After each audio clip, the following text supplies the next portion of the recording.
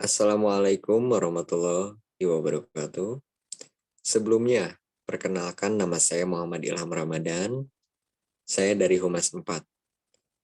Di sini saya akan mempresentasikan mengenai matkul Humas Pemasaran. Oke, lanjut.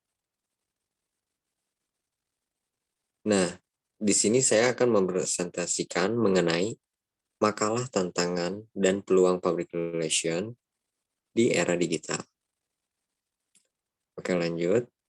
Nah, di sini ada latar belakang.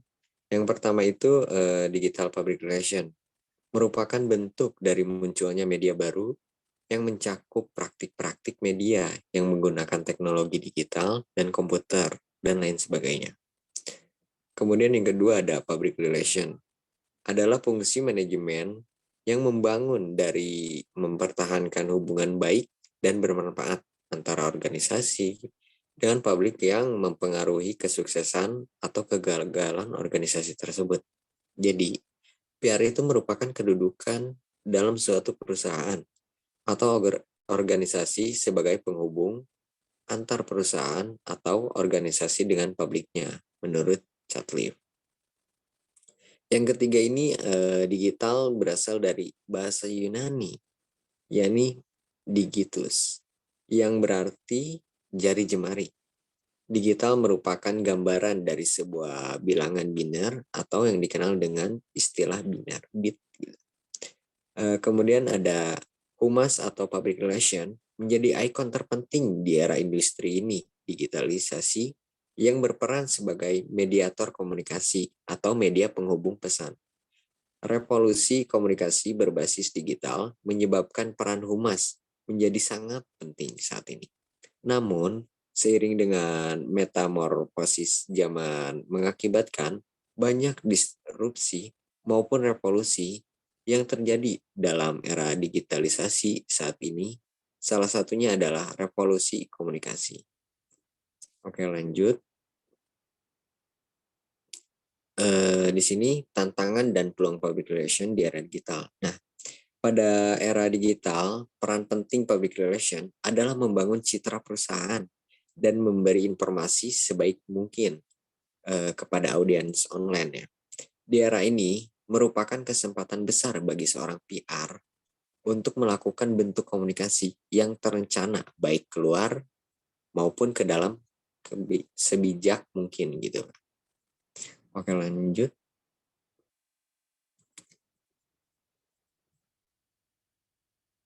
Nah, di sini ada tantangannya ya. Yang pertama itu globalisasi. Globalisasi di sini, seorang PR harus memiliki jaringan luas secara global, memiliki kapabilitas global, dan juga standar kompetensi global. Yang kedua ini ada grow heritage.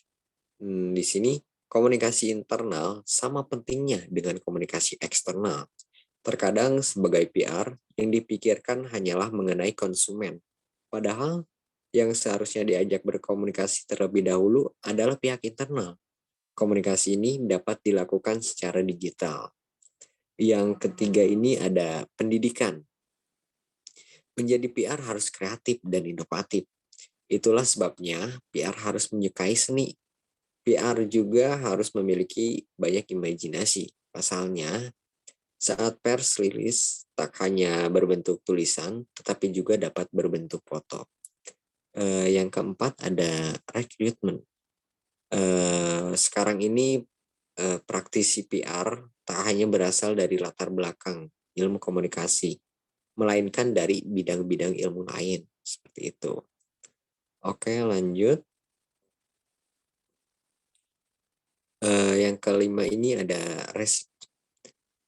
Tidak ada pekerjaan PR yang dilakukan tanpa riset, sebab tanpa riset seorang PR tidak dapat merespon isu yang tengah berkembang secara tepat. Gitu. Yang keenam ini ada etika dan profesionalisme. Untuk hal ini seorang PR harus menjunjung tinggi etika dan profesionalisme. Salah satunya adalah memperhatikan penampilan, tepat waktu, akurat, akuntabel, dan berperilaku baik. Nah, yang terakhir ini ada reputasi PR. Saat ini CEO mulai sadar akan pentingnya kehadiran PR. Sebagai seorang PR harus memikirkan cara agar CEO menjadi populer. Pasalnya, peran CEO cukup besar dalam membangun reputasi. Oke, lanjut. Kemudian di sini ada peluang.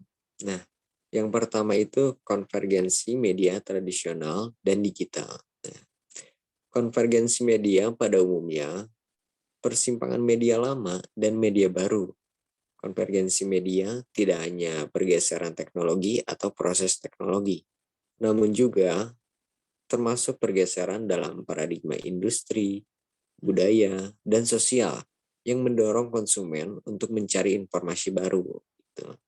Yang kedua ada bentuk komunikasi interaktif. Nah, komunikasi interaktif adalah proses penyampaian pesan yang dilakukan antara komunikator dengan komunikannya secara langsung dengan melibatkan suatu aksi dan tanggapan secara langsung, baik melalui saluran media maupun secara tatap muka. Interaktif sendiri memiliki pengertian sebagai suatu jenis tindakan atau aksi yang terjadi ketika dua atau lebih memberikan efek atau memengaruhi satu sama lainnya. Gitu. Lanjut.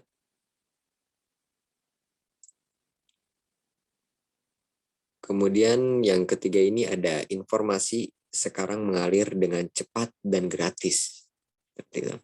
Tidak dapat disangkal bahwa salah satu penyebab utama terjadinya era globalisasi yang datangnya lebih cepat dari dugaan semua pihak adalah karena perkembangan pesat teknologi informasi ini. Yang keempat ini ada segala sesuatu didukung oleh teknologi. Di era digital, segala sesuatu seakan memiliki proses yang singkat alias praktis. Hal tersebut tentunya memudahkan kehidupan setiap orang. Era digital turut melahirkan berbagai gaya hidup baru yang secara tak sadar telah merambah masyarakat luas. Seperti itu.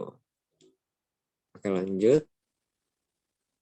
Nah, yang terakhir ini ada kecepatan perubahan dan kecepatan respon. Nah, kemajuan teknologi dan sistem informasi bertujuan untuk semakin mempercepat dan meminimalisasi kendala respon dalam komunikasi. Bila dikaitkan dengan kompetensi perilaku, kecepatan respon seseorang terhadap tugas yang diberikan adalah indikasi awal yang dapat diamati di mana bisa menunjukkan usaha yang bersangkutan dalam mencapai penyelesaian tugas tersebut. Seperti itu.